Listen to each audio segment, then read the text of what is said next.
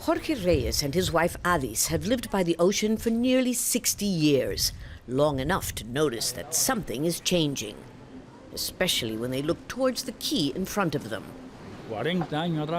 40 or even 30 years ago during low tide, you could walk over to the quay over there and you wouldn't get wet.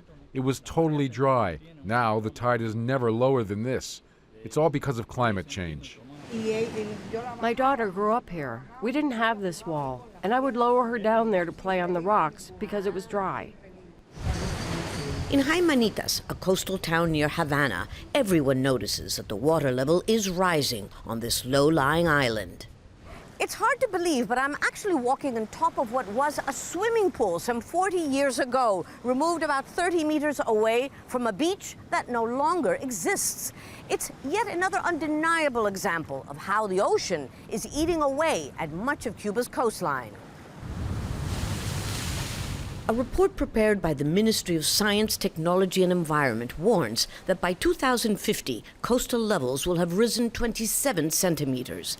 And by the end of the century, it will be up by 85 centimeters, causing the island to shrink significantly.